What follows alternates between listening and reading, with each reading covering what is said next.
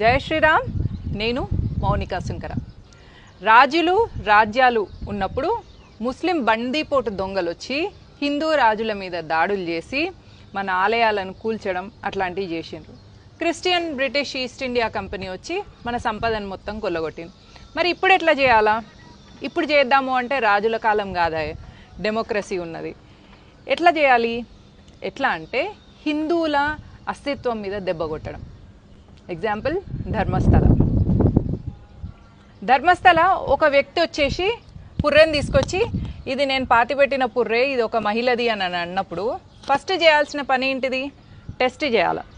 అసలు ఆ పుర్రెను పంపించి అది ఎప్పుడు చనిపోయినారు, ఏంది, ఎంత వయసు, ఏంది అనేది టెస్ట్ చేయాలి. అది టెస్ట్ చేయకుండా నెలన్నర రోజుల తర్వాత ఇప్పుడు అది ఆడవాళ్ళది కాదు, ఒక మగ అతని పుర్రే అని చెప్పేసి స్టేట్మెంట్ ఇచ్చింది కర్ణాటకలోని కాంగ్రెస్ ప్రభుత్వం. 13 చోట్ల ధర్మస్థలలో అట్లా తవ్వకాలు చేసినప్పుడు తవ్వే ముందు ఇన్ఫ్రారెడ్తోని టెస్ట్ చేస్తారనమాట. ఇప్పుడు మనము ఇల్లు కట్టించుకునేటప్పుడు నీళ్లు ఎక్కడ పడతాయి అనే దానికి జియోలాజికల్ టెస్ట్ ఎట్లా చేస్తామో ఇన్ఫ్రారెడ్ టెస్ట్తో చేసి ఎక్కడెక్కడ శవాలు ఉన్నాయో అక్కడ చూడొచ్చు. కానీ అట్లాంటి టెక్నాలజీ ఉన్నా కూడా ఏం వాడకుండా డైరెక్ట్ తవ్వడం మొదలుపెట్టేసి మొత్తం ఆలయం పరిసర ప్రాంతాలు మొత్తం తవ్విండ్రు భూమిని. ఇది మన మనోభావాల మీద దాడి, అవునా కాదా? ఆ వ్యక్తి నేను ఇన్ని పాతి పెట్టిన శవాలను అని చెప్పినప్పుడు నార్కో టెస్ట్ ఎందుకు చేయలేదు? ఎందుకంటే అక్కడ కాంగ్రెస్ ప్రభుత్వం ఉన్నది. కాంగ్రెస్ హిందువులను విడదీయడంలో ఫస్ట్ ఉంటుంది. హిందూ మనోభావాలు దెబ్బతీసి హిందువులను హిందుత్వం నుంచి దూరం చేయడం అనేది కాంగ్రెస్ టార్గెట్ ఉంటుంది. దానికి కాంగ్రెస్ సపోర్ట్ చేస్తుంది. ఈ ధర్మస్థల మొత్తం నేరేటివ్ చూడండి. దీనిలో ముల్లా, మిషనరీ, మార్క్సిస్ట్ ముగ్గురు కలిసి దాడి చేసిండ్రు. వీళ్ళకి సపోర్ట్గా కాంగ్రెస్ ఉండడం వల్ల ఆ దాడి ఇట్లా సక్సెస్ అయింది. రంగు వచ్చేసింది దానికి, అంటే పండింది అనమాట. వాళ్ళ ప్లాన్ సక్సెస్ అయింది.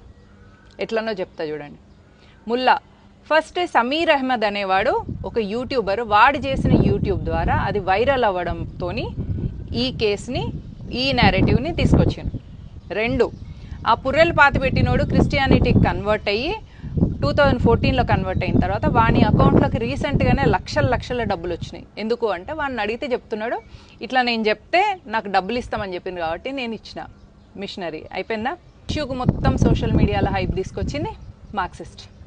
ముల్లా సమీర్ అహ్మద్, మిషనరీ పుర్రెలు పట్టుకొచ్చినోడు, వాళ్ళ అడ్వకేట్ కూడా ఒక క్రిస్టియన్. మార్క్సిస్టులు అందరు కలిసి యూట్యూబ్లో, సోషల్ మీడియాలో ధర్మస్థలను మొత్తం శవాలు ఉన్నాయి, హిందూ ఆడవాళ్ళని అక్కడ చంపేసిండ్రు, రేపులు చేసిండ్రు నేరేటివ్ తీసుకొచ్చి తీరా చూస్తే